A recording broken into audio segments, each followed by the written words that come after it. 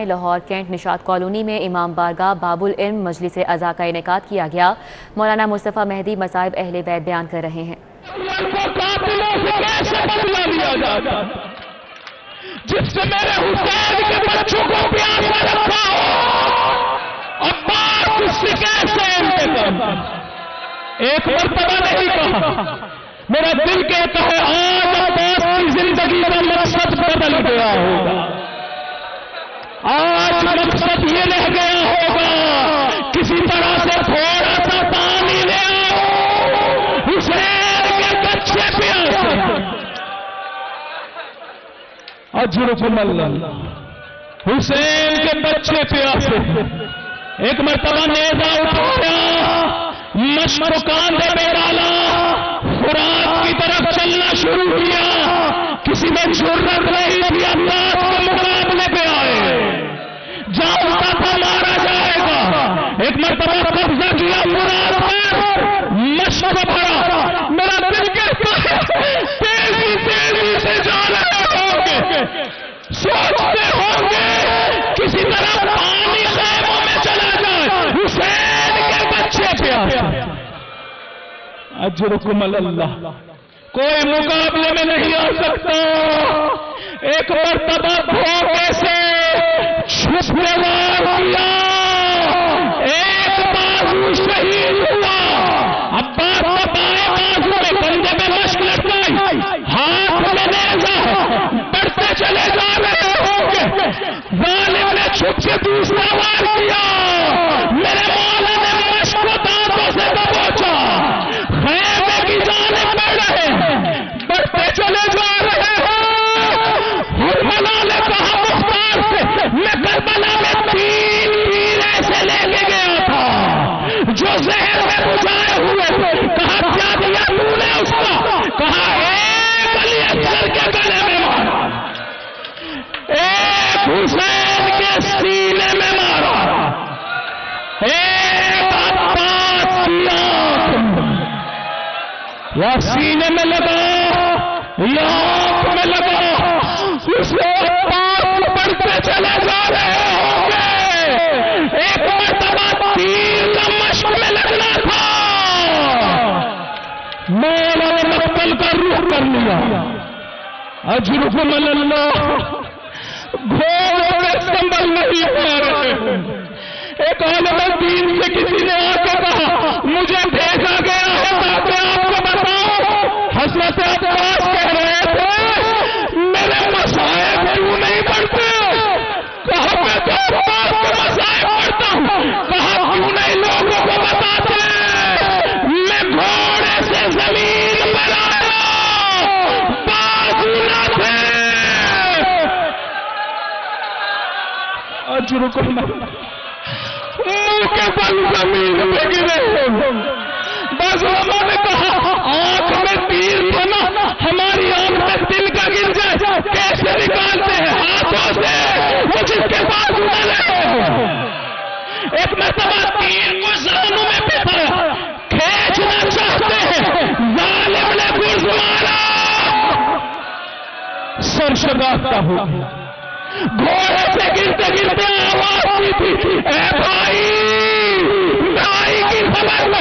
علماء نے کہا آج سے پہلے تو مولا کہتے تھے، آج بھائی کیوں کہہ رہے ہیں؟ شاید بیوی کی زیارت ہوئی ہو، کہہ رہی تھی ہائے میرا بیٹا ابا۔ اجرکم اجرکم اللہ،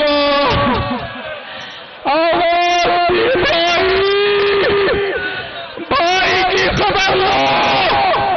ادھر امام حسین پکارے علان کا سراسری، میری کمر ٹوٹ گئی۔ مقتل کی طرف چلنا شروع کیا، چلتے چلے جا رہے ہیں۔ ایک مقام پہ گھوڑا آ کے رک گیا، مولا نے نیچے دیکھا، عباس کا بازو تھا۔ مقتل سے بازو کو اٹھایا، سینے سے لگا، دوسرے بازو کو اٹھایا، سینے سے لگا۔ ایک مرتبہ سرحانے پہنچے، سر اٹھا کے شاید گود میں رکھا۔ حضرت عباس نے فرمایا، بازو نے کہا میرا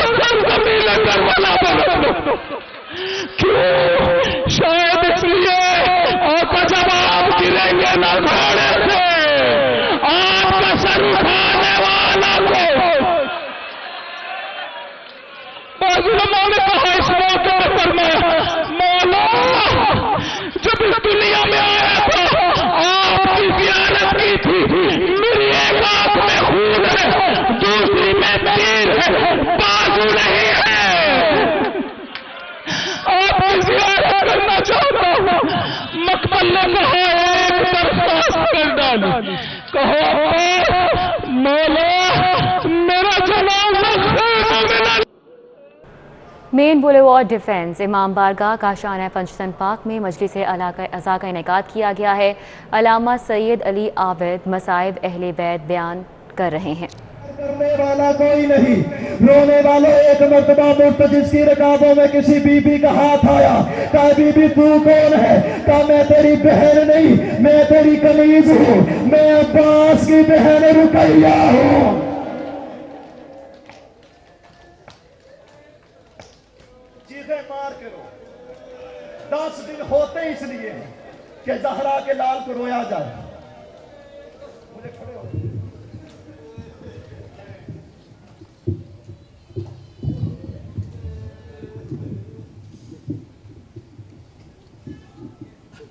آج 8 محرم ہے، یہاں سے شراب پڑھ کے جہاں آگے پڑھنے جاتا ہوں نا، کھڑے ہو کے بھی تک مجلس ہی پڑھی۔ میں نے کہا کہ میرا آپریٹ ہوا، مجھ سے کھڑا ہوا جاتا نہیں اتنی دیر، لیکن حسین کو اتنے زخم لگے ہیں،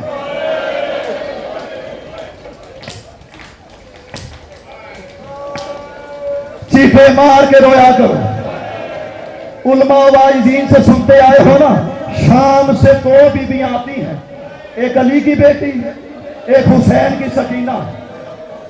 جب پردہ داروں میں میری شہزادیاں آتی ہیں نا، تو جب آپ چیخے مار کے روتے ہیں، کچھ عزادار سینوں پہ ہاتھ مارتے ہیں، کچھ ران پہ مارتے ہیں، کوئی سر کو پیٹتے ہیں، کوئی ہائے کرتے ہیں، کوئی چیخے مار کے روتا ہے، تو آپ جانتے ہیں بی بی سکینہ کیا کہتی ہیں؟ اماں زینب۔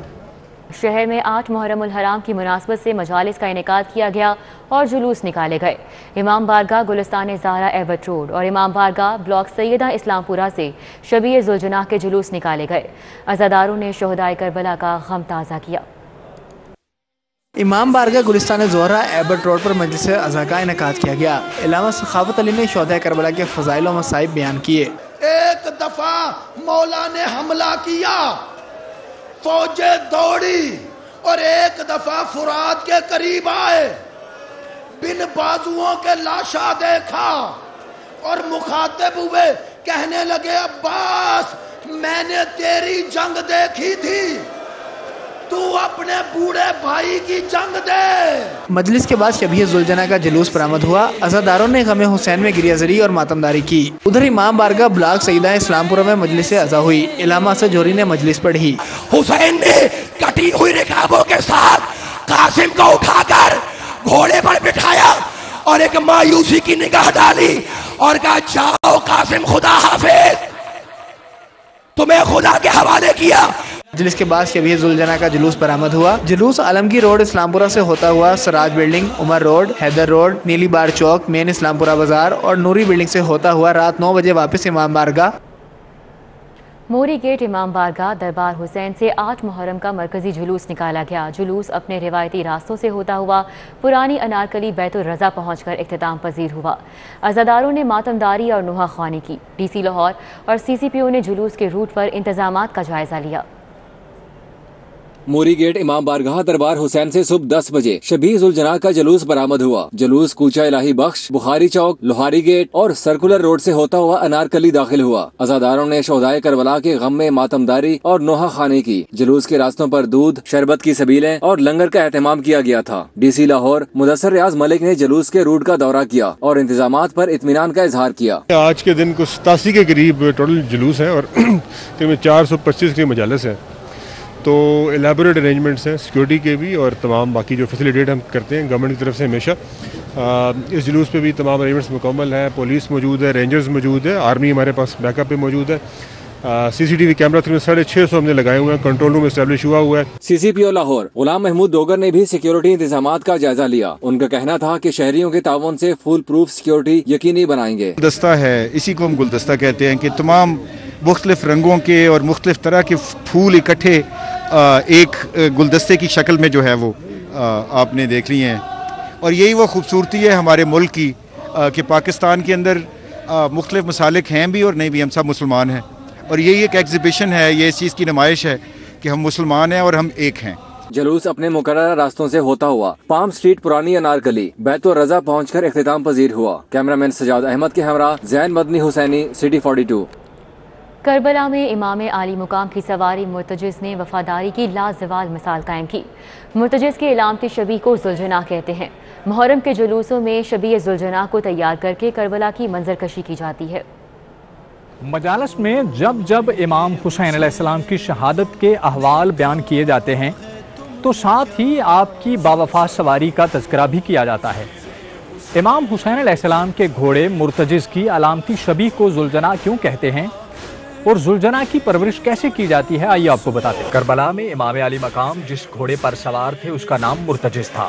مرتجز نے کربلا کی مقتل گاہ میں وفا کی لازوال مثال قائم کی اور اپنے جسم پر تیروں اور نیزوں کے وار۔ ذوالجناح کا مطلب دو بازوں یا دو پروں والا ہے۔ روایات کے مطابق مرتجز جب خیام اہل بیت کی طرف لوٹ کر آیا تو اتنے تیر لگ چکے تھے کہ دور سے ایسے لگتا تھا کہ دو پروں والی سواری ہے۔ اسی مناسبت سے مرتجز کی علامتی شبیہ کو ذوالجناح کہتے ہیں۔ امام حسین نے اپنے نانا اور اس کے دین کی خاطر اپنا کنبہ لٹا دیا، ان سے وفا کی، حتیٰ کہ اپنی بیٹیوں کی چادریں تک دے دی، وفا کی۔ ہم اس کو کیوں ذوالجناح کہتے ہیں، اس کو کیوں پیار کرتے ہیں کہ اس نے جو تیر امام حسین کو لگنے تھے اس نے وہ اپنے جسم پہ لیے، اس نے میرے حسین سے وفا کی، اس لیے ہم اس کو نکالتے ہیں۔ اور اس کو اتنے تیر لگے کہ دونوں طرف پر بن گئے، پروں والے گھوڑے کو ذوالجناح کہتے ہیں، تو تب سے اس کا نام ذوالجناح پڑ گیا۔ امام علی مقام سے منسوب شبیہ ذوالجناح کو نہایت عقیدت و احترام کے ساتھ رکھا جاتا ہے۔ آگے انہوں دانا پٹھا لانے ہیں، اس تو بعد انہوں دی سیوا کری دی۔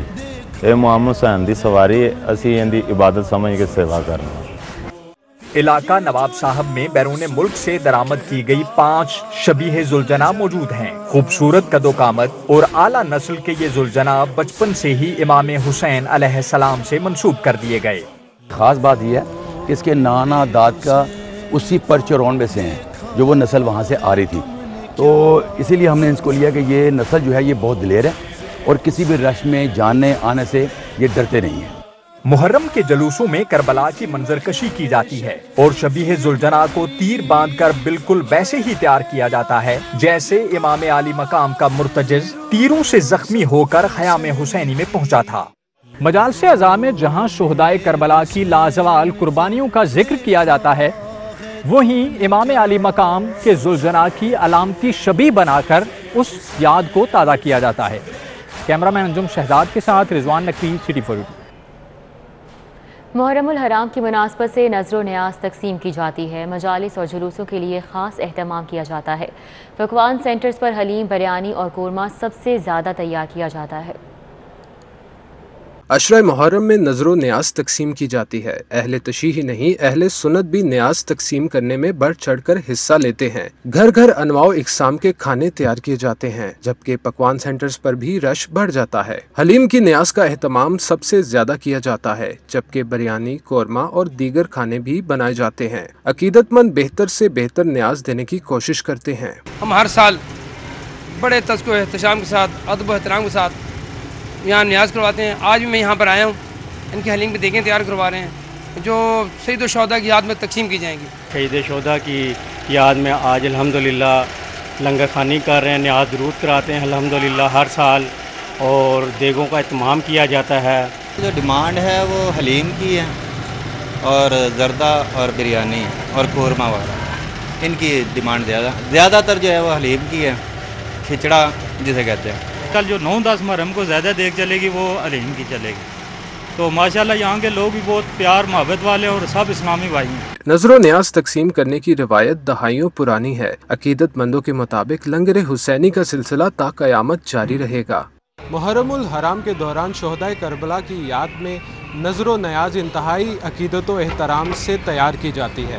یہ سلسلہ اتنا ہی قدیم ہے جتنا مجالس اور جلوسوں کا اہتمام۔ کیمرہ مین خالد محمود کے ساتھ عمر ڈار، سٹی 42۔ 9 اور 10 محرم کو دفعہ 144 نافذ، موبائل فون سروس بند اور ڈبل سواری پر پابندی ہوگی۔ 9 محرم کے جلوسوں اور مجالس کے لیے پولیس کے 8000 جوان اور افسران تعینات ہوں گے۔ وزیر قانون راجہ بشارت کا کہنا ہے کہ تمام ادارے الرٹ ہیں۔ سوشل میڈیا پر اشتعال پھیلانے والوں پر مکمل نظر ہے۔ عاشورہ پر شہر کی تمام بڑی مارکیٹس بند رہیں گی۔ میٹرو بس کی سروس معطل رہے گی، اورنج لائن معمول کے مطابق چلے گی۔ 9 और 10 मुहर्रम पर शहर में दफा 144 नाफिज कर दी गई। सिक्योरिटी इंतजामात के तहत मोबाइल फोन सर्विस बंद और मोटरसाइकिल की डबल सवारी पर पाबंदी होगी। मजालिस और जलूसों में कोरोना SOPs पर अमल किया जाएगा। मास्क की पाबंदी लाजमी करार दी गई है।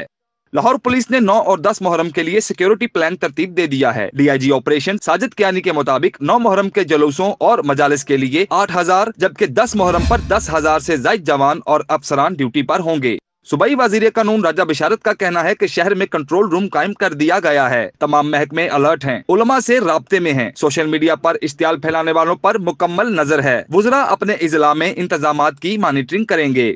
इंतजामिया को ये हिदायत भी की गई है कि हमारे जो मजालिस और जुलूसों के औकात हैं उन पर सख्ती के साथ अमल दरामद कराया जाए। रूट्स तय करदा जो हैं उसी रूट्स पर ही जुलूस जो है जा सकते हैं और किसी भी नई इनोवेशन जो है उसकी इजाजत नहीं दी जाएगी। 9 और 10 मुहर्रम को शहर की बड़ी मार्केटें बंद रहेंगी। शाह आलम मार्केट, ब्रांडित रोड, इचरा बाजार, अनारकली मार्केट, नीला गुंबद मार्केट, लिबर्टी मार्केट, माल रोड, हाल रोड, फैरोजपुर रोड की मार्केटों समेत दीगर मार्केटों में कारोबार नहीं होगा। ताजर सबीलियां लगाएंगे और जुलूसों व मजालिस के लिए लंगर का एहतमाम किया जाएगा।